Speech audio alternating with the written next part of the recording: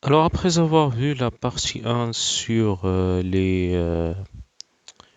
c'était une introduction, donc on avait dit que pour faciliter le calcul, on va utiliser les nombres complexes. Donc là, on va parler de ces nombres complexes.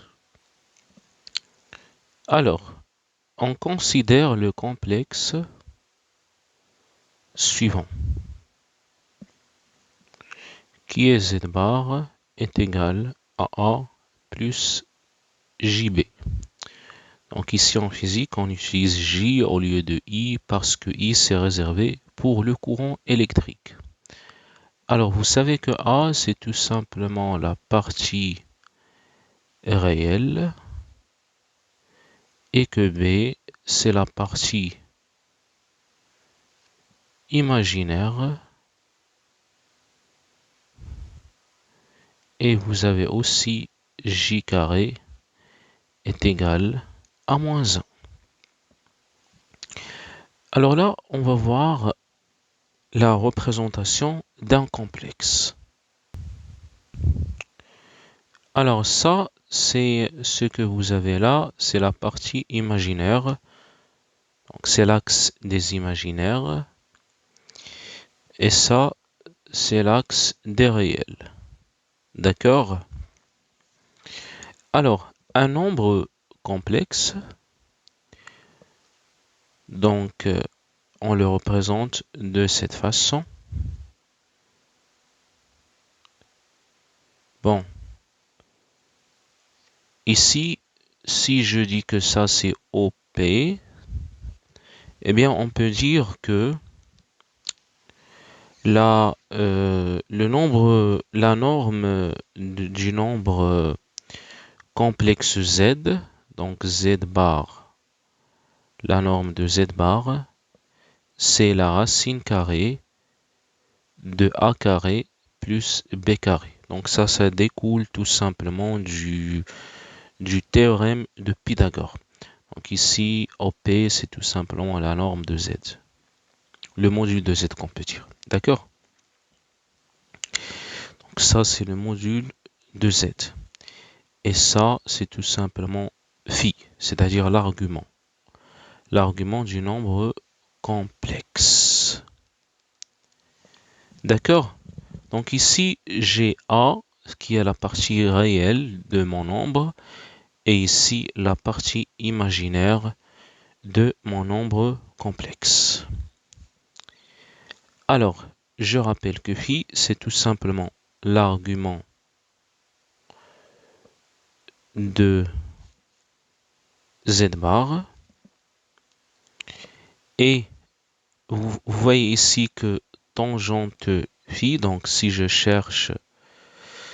veux par exemple chercher le phi, eh bien je n'ai qu'à faire l'arc tangente de b sur a, parce que tangente phi est égale à b sur a, c'est-à-dire la partie imaginaire sur la partie réelle.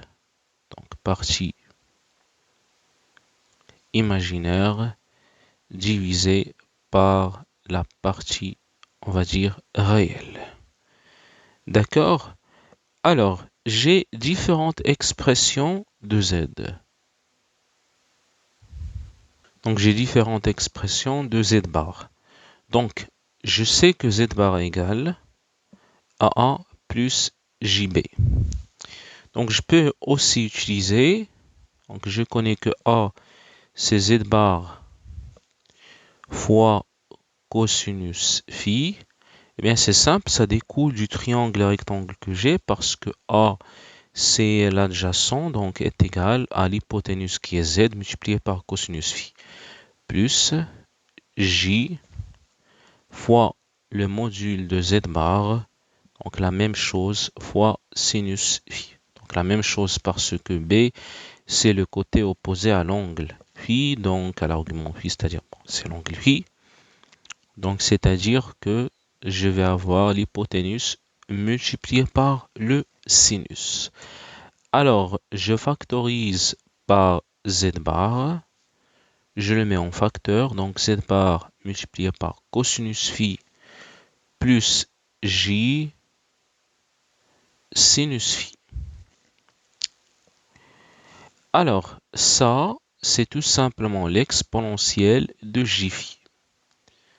Donc, c'est z bar module exponentielle de j phi qui est égal.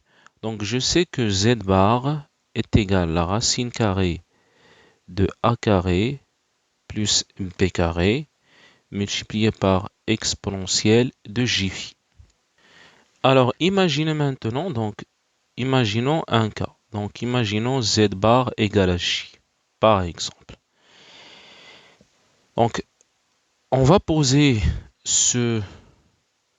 celui-là. Donc, je connais que le module, normalement, ça doit être 1 parce que j'ai ici j. Donc, on va dire que ça est égal à exponentielle j phi. On est bien d'accord. Donc, qui donne, donc c'est aussi 1 fois exponentielle j phi. Eh bien, je vais essayer de chercher l'angle phi qui me donne ce j. Eh bien, je reviens vers cette partie-là. Donc ça donne j si phi est égal à pi sur 2. Donc cela veut dire, ça va donner exponentielle de j fois pi sur 2. D'accord? Cela veut dire quoi? Cela veut dire que, bon, si vous avez, il faut que ce soit un réflexe i jp sur 2, il faut savoir que c'est j. Par contre, si vous avez exponentielle de moins jp sur 2, ça c'est moins j. Donc ça, il faut que ça soit un réflexe. D'accord? Donc ça, je crois que vous aurez besoin de ça dans les autres exercices.